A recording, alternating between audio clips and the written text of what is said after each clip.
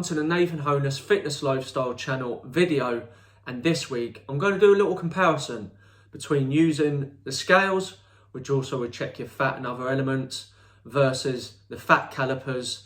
Just kind of going through, actually there's 5 points I'm going to go through comparing each of these elements, the reason why you're going to use these particular tools to check your progress. But before I go into that, remember this is off the back of me being at Pure Elite Show 2021, which I'm now 2 weeks after that. So yeah, I've sort of reflected on, looked at videos, and you'll know if you followed that series, and I'll leave it right here, there's the playlist. You'll know weekly I actually checked on the scales my progress, and at some point I went to my coach down in London and he actually done a fat caliper test.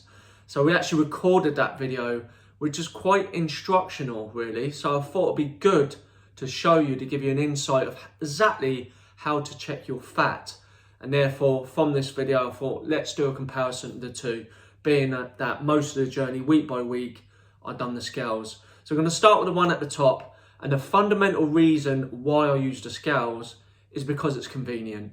It was at the gym, I could check it first thing on the Monday, it was there, and I only needed me. Because of that convenient element, if I had to do it myself using the fat calipers, whilst in time they'll be more accurate, with using them, you have to make sure you've got someone who can help you with them, because doing them yourself in certain areas makes it really difficult. Now there's lots of areas of types of ones you can do. I like the Pollock 7, I think that's quite thorough. Now I could have chosen an easier option where it was only like 3 points, but it won't be as accurate. Which leads on actually to the second point why I use the scales, is if you was to do this, then using the scales it's going to be easy for you, you don't need any skill. Where actually using the fat calipers requires an element of skill. So that's another reason why scales in this case I used them. The third point is, this is where it's a bit of a downfall, because the third point using the scales isn't as accurate, and I proved that when I checked week by week. Now what makes it more accurate is if you check it at the same time, same day, that really helps, and not consuming any food before you're doing it as well. Which is the fourth point, which I kind of already covered, and that is you can do it any time with the fat calipers, but with the scales it's better to do it at a certain time. So that is in a way less convenient in the sense that you can't just do it any time, but in a way it's a good thing because you can structure it in with it. But if you had to look at a positive with the fat calipers, you can do it any time, which I've already discussed. And finally, number 5, when you do the scales, it will automatically calculate all the individual stuff. So it'll check things like muscle leanness, water, and all these other elements. Whereas when you do the fat calipers, you'll have to find a certain app to provide you with that. And there's plenty of them out there you can do. So do your sort of research what ones there is. To be honest, if you Google, you can get it. But once it gives you your fat, it will automatically work out the lean muscle for you. So not as many of them, but the most important things for sure. And that is your fat and your lean muscle. And they're the 5. I'm now going to go into me actually getting my fat taken from James. So check this out. And there's a bit of sense of humour in there as well. Let's go. So he's just about to come in. I'm really excited for, oh, actually he's here. Hi mate, nice to see you. Yeah. Why are you standing in your underwear in my studio? I just felt like showing you my stuff, really. Did you travel here like that? That's amazing. I'm freezing outside. Right, you ready for your caliper test? I'm ready, I'm really excited about I this. bought the calipers. They're in my pocket. Let's have a little look.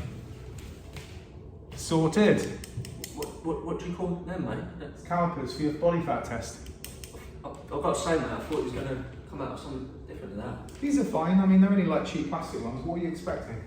Well, I don't know. You're a top coach. I was expecting you to get one of these advanced ones. What's he complaining about? These are fine, honestly. You've seen these before. They're like $8.99. Well, I respect you, mate. So yeah, let's do it. You know. Just kidding. I brought these. So yeah, this is a bit more like it. For those of you that don't know anything about caliper testing, I wouldn't expect you to. Not to hijack your video, by the way. Plastic calipers are fine, but the issue with these is they only have a small amount of adjustability, so you can't see the little white lines, but each white line on there is 1 millimeter. And because a skin fold might be like 4 millimeters, if you think you're going to go from 4 millimeters to 2 millimeters over 12 weeks, that means that 1 millimeter accuracy is like nah. So this, which costs a lot more money, is, see if you can see that, each one of those little marks is 0.2 of a millimeter. So that's 1 millimeter, that's 0.4. So you get the message anyway. So we're going to use these to do the tests, and then we'll get a much more accurate body fat reading. So I'll do a 7-site test. So we'll start with your chest. We put your weight in the app already. So basically by using the 7 sites and in it knowing how tall you are and what your weight is and what your gender is, it then calculates your body fat percentage. Disclaimer for anyone watching the video that doesn't think that caliper testing is the best way to measure body fat or doesn't like caliper testing. It is just measuring the subcutaneous fat, which means the stuff on the surface, which is all we really care about when we're doing a fitness comp. We shouldn't say that because we're caring about health, obviously. Wink, wink. Right, so we'll do chest first. So just pull your shoulders back. We'll do each measurement twice. As long as it's basically the same measurement, I don't do a third one. Okay. If the first 2 are slightly off, I'll do a third one until the average. So we'll find a little pinch off the side. This is going to be about 3 mil by the looks of things. It's 3.4. 3.4. Cool. Right. So, don't click off this video, it's going to be interesting, honestly, this is fascinating stuff. It is for us anyway. Hang on, that way around. 3.4. Okay, that's one done.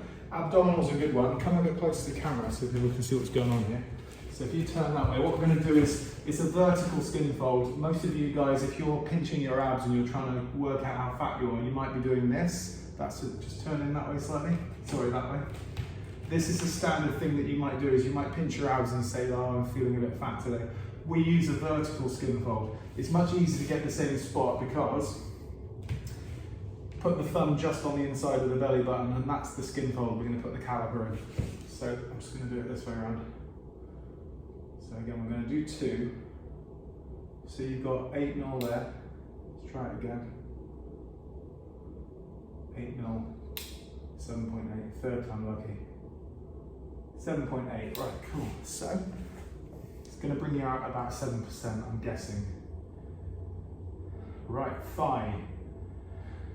So this will be like a measurement bang in the middle of the thigh. I can do it whilst you're standing up, it doesn't make much difference. So we go halfway between the hip and the knee. So the idea is there's the same reference point every time. So I always get the measurement in the same spot. So halfway point, bang in there. Nice big pinch, put the caliper in, halfway down the skin fold. It's going to be about 6 mil. 6, that's 5.8 actually. 5.8. I can tell I've done a few of these. 5.8. Now we're going to do tricep. I'll just go behind you for this one. Let's show this to the camera here.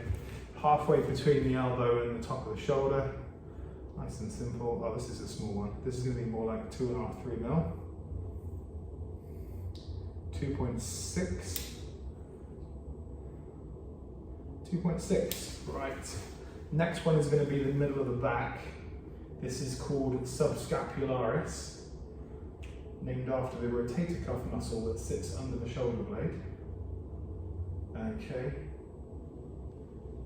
So, what we do is find the bottom inside corner of the shoulder blade, pull the fold off the edge of the shoulder blade. So my index finger is able to touch the edge of your shoulder blade. So that's the reference point. Looks like about 7 or 8 mil, 7.5. 7 mil. Do it again. 7.2. Third time lucky. 7. Right. So we've got 2 to go. So 7. Now we're going to do mid-auxiliary. So if you just turn around this way. Mid-auxiliary is basically the mid-torso measurement. Obviously we measure the pec and measure the ab, and so we need something in the middle. So if you put your hand over your head, just to reveal this looks like a pose now. This is the area we're looking at, so your serratus and your intercostals. So you take a diagonal skin fold just off the edge of the serratus. This will be about 4 mil, something like that. 3.8, 3.6, third time lucky, 3.8. Okay, we've got one more, which is this, which is your oblique. So you can put your arm down now. Okay. Suprailiac. So the name comes from the Latin for the pelvis, which is the ilium, and then the iliac crest, that's something we learn in PT school, is the top of the hip bone. So you've got the muscle here, which is the thing that gives you that little line down there. So the top of that is about, the top of the bone is around about there. So you see your, what would be a, if you were fat, this would be a love handle, but obviously it's not. So we pull that away, and it's just in line with the back of the nipple. That's basically my reference point. This will be about 3.5, 4. 3.5. 3.6. So we're all pretty accurate. You can see why you need that 0.2 mil. We've used this without that level of accuracy. So it's worth any budding caliper testers. It's worth spending money on the Harpenden system. 3.6. Right. So get the moment of truth now, because we've added them all in, and then we're going to get your overall body fat percentage. I'm going to guess what it's going to be. Just I don't have the algorithm in my head, but I think it's going to say you're about 7%. Maybe 6.5%, because some of them were quite lean. Yeah. Even though your ab wasn't particularly lean, everything else was really lean.